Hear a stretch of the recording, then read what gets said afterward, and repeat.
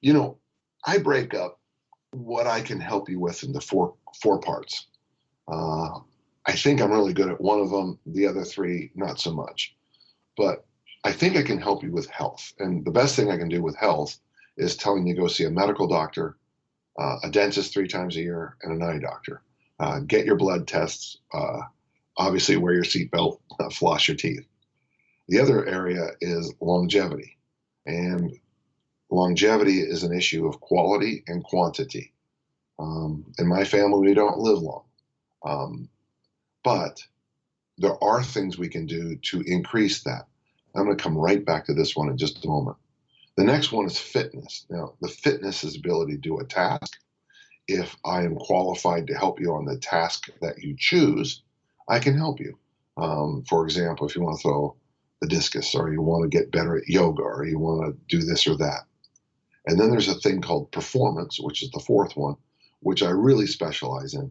That's when they call your name, you step up, and you do something. And that's why I like working so much with Broadway actors and dancers so much, because, you know, the curtain comes up, the spotlight hits them in the face, and they got to dance.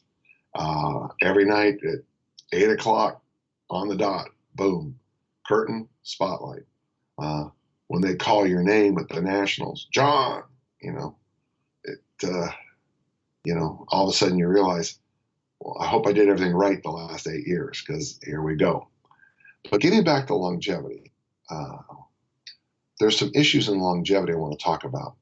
One of the things that comes up a lot is this, and I've mentioned it before here, but this idea about coffee seems to be something that they like to say is terrible for you. And I'm drinking a delicious cup of Folgers right now. I don't get sponsored. It's good for you, it's bad for you. It's good for you, it's bad for you. It turns out that the oil that's on top, in an old, I call it church coffee. You look down and you see all the blues and gold colors that are on the oil. I've been told that that is the secret to what makes coffee so healthy. I guess it's full of antioxidants. Red wine is good for you, it's bad for you, it's good for you, it's bad for you. And then they found out there's this little thing inside of it called resveratrol or something like that, and it's a magic thing. But when they put the coffee oil or the resveratrol in a pill, it doesn't seem to help you at all. And my thought is, and it's been there for a while, is that when you're having a bad day, I go out for a cup of coffee with you.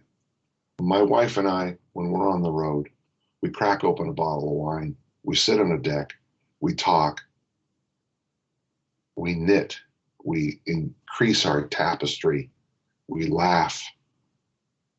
And I think that's why coffee and red wine increase longevity. It's the knitting. Just before I left, and this isn't a happy story, but last week when I was talking to Brian in our podcast, I had to leave because my neighbor's wife had fallen down, and he had run across the street and he needed help. He's an older gentleman. He needed help getting her up. So I got there, we ran across the street, we took care of her, we got her in the car. She was heading off to a doctor's appointment, and she's fine and everything's okay. But as Brian and I were just summing up this idea of coffee and wine, that's also what makes good neighbors. And your longevity, and we talk about this sometimes, just a quick segue about you're the sum of the 5 people you hang around the most.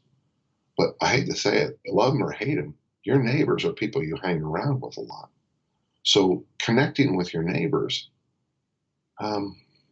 there's a How I Met Your Mother where Ted says to the couple, he says, the only time, all you do in New York is you nod to your neighbors and then call 911 when there's a terrible smell coming from the room. And I thought, that's a terrible image of what a neighbor is. Your neighbors, your family members who live close to you, those are the ones who might be the difference between life and death for you. And so make sure you do your best to be a good neighbor. Invite them over for coffee and a bottle of wine, and do your best to, if they're doing a fundraiser for their grandson, you kick in a little bit. You help out when you can. There's that old State Farm commercial. They don't say anymore, like a good neighbor, State Farm is there. I guess we've forgotten that good neighbors are there. So that was just something Brian and I wanted to talk about before we end this week's podcast.